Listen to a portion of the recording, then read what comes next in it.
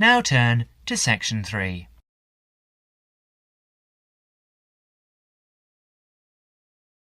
Section 3. You will hear an interview about global warming. As you listen, answer questions 21 to 30. First, you will have some time to look at questions 21 to 30.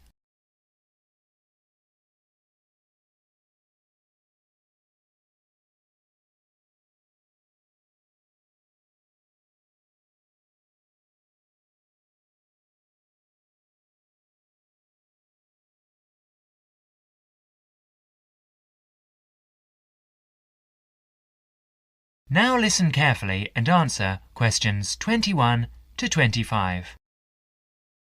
Dr. Parkinson, global warming was the threat of the 1980s, but it seems to have fizzled out of people's minds. Why do you think that is? Yes, in a way you're right. I think scientists have become occupied with the task of trying to find out whether it really is happening and, if so, whether it's caused by human activities. A greenhouse effect is, after all, a natural phenomenon. Yes, as we know, naturally occurring gases float above us, acting as insulators that prevent heat being radiated into space. And the fear is that the insulation might get thicker. Yes, and because of this, the Earth might get warmer. The latest prediction we've heard is that the temperature will increase by about 1/3 of a degree every 10 years. What are your feelings? Well, this prediction is difficult to make. You see, the global climate is the result of a web of influences. Who is to say that a simple action, such as adding carbon dioxide to the atmosphere, will not have several effects which might even cancel each other out? And I understand that the prediction is hard to verify whatever. Precisely. Why is that? Because the Earth's temperature surges and subsides naturally. In fact, the best way of detecting global temperature change is to measure the temperature of the oceans as accurately as possible. And this avoids the sort of seasonal fluctuations of the temperature of landmass. Yes, in fact, an understanding of the oceans is crucial to understanding how the global climate works. The ocean transports heat around the globe. It's like a great reservoir of heat. A tiny change in sea surface temperature denotes a huge change in the amount of heat it is storing.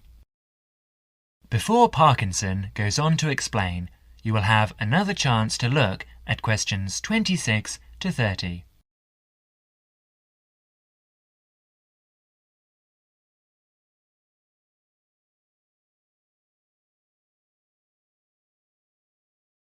Now listen to the rest of the talk carefully and answer questions 26 to 30.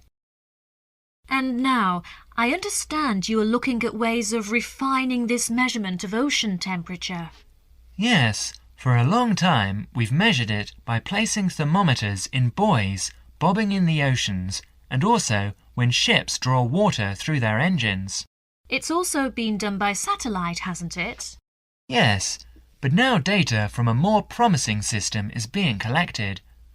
This is the European Along-Track Scanning Radiometer, or ATSR, a much simpler name. The ATSR orbits the Earth above us. And what stage are you at with this? Well, it's been up there 2.5 years now. It's an infrared detector that senses the Earth's temperature with great accuracy, and this is what we need. We have to be able to separate out random changes in temperature. I believe there are other advantages as well. There are several. Every few days it covers the entire Earth, so it produces large quantities of data. It measures the temperature from 2 angles, which allows correction for any effects that the intervening atmosphere may be having on its readings. Its field of view has a width of 500 kilometers, and it measures the temperature to 0.3 degrees centigrade. And it should go on for years? Yes. Thank you, Dr. Parkinson, for talking to us today. And now over to... That is the end of Section 3. You now have half a minute to check your answers.